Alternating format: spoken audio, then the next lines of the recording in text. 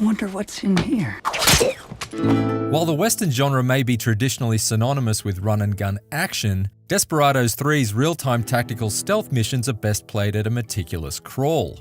This often fiercely challenging game of covert cowboys gives you a colourful gang of outlaws with unique and complementary skills, ever-changing mission parameters that encourage experimentation, and a diverse collection of sand-swept settings to sneak through.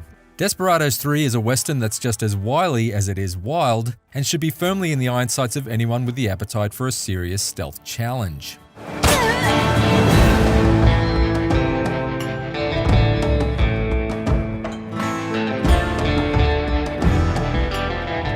A prequel to the original game, Desperados 3's campaign serves as an origin story for main protagonist John Cooper, who stars in a tale of bitter revenge that spills its first blood on the rocks of Colorado and leaves a trail all the way down to the dustiest depths of New Mexico, in a series of vibrant and wonderfully detailed frontier settings. The plot may be more stock standard than an unmodified Winchester, but what makes the 30-hour journey of Desperados 3's campaign so captivating is the camaraderie shared between its 5 playable characters. Are you kidding me?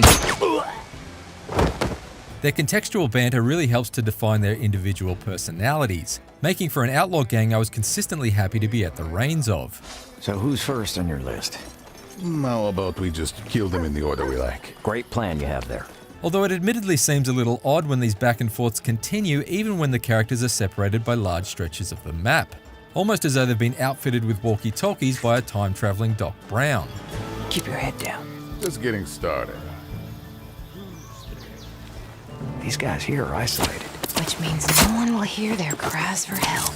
Each member of your bloodthirsty brigade has their own specific skills and tools, and much of Desperados 3 is spent hiding in bushes for several minutes at a time, trying to decide exactly which combination of them is required to systematically snuff out each area full of enemies. Not your lucky day. Whether you're using Cooper to startle livestock with the toss of a coin, Works like a charm. or having Kate wear a seductive disguise in order to divert an enemy's gaze, I could talk to you all day. each character is consistently useful. But by far the most valuable slayer in Desperados 3 is Isabel. This voodoo priestess provides a supernatural spin on the otherwise fairly traditional stealth mechanics, tethering baddies together to create pairs of walking voodoo dolls, whereby whatever fate befalls one is simultaneously shared by the other. See you on the other side. This leads to some truly inspired solutions for thinning out the enemy numbers, Hope that was worth it. and I felt that Desperados 3 was really at its most flexible anytime Isabel was in my stealth squad.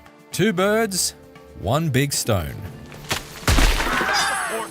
Everything plays out in real time, but you can also pause the action in Desperados 3 to plot out a sequence of moves for your squad, like killing an enemy and then carrying and concealing their body, all in one action. Plotting and executing a synchronized attack from all angles to clear an area of threats without raising an alarm is consistently satisfying to perform. Bring it on. Oh, I see where this is going. I don't mind tearing this place down. Sure thing, amigo. Desperados 3's automated assaults don't make life too easy though, because pulling off such graceful cowboy killing choreography still requires a lot of rehearsals. Since every guard is dutifully watching another guard's back, you'll almost always be caught in the act if you simply sneak up to stab a lookout from behind.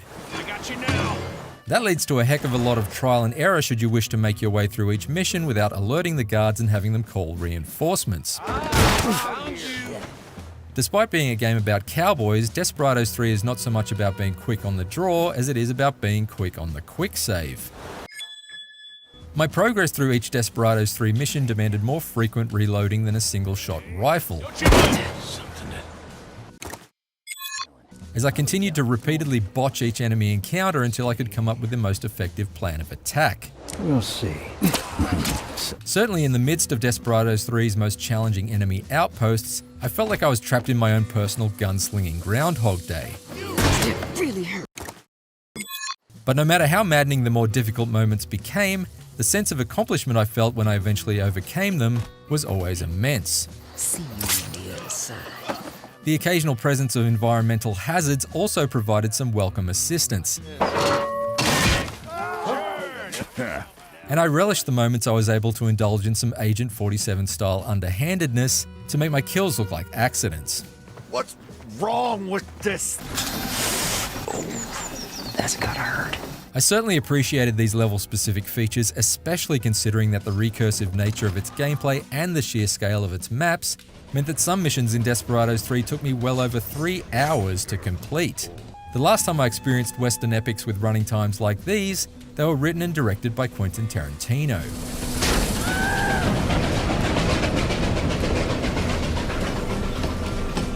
Desperados 3 is an uncompromising tactical stealth game that tests your patience and rewards your willingness to experiment. Playing with a charming team of toy soldier-sized assassins in a series of deadly and detailed dioramas is tough and requires a lot of trial and error. There you are. But success is every bit as rousing as a whiskey chaser.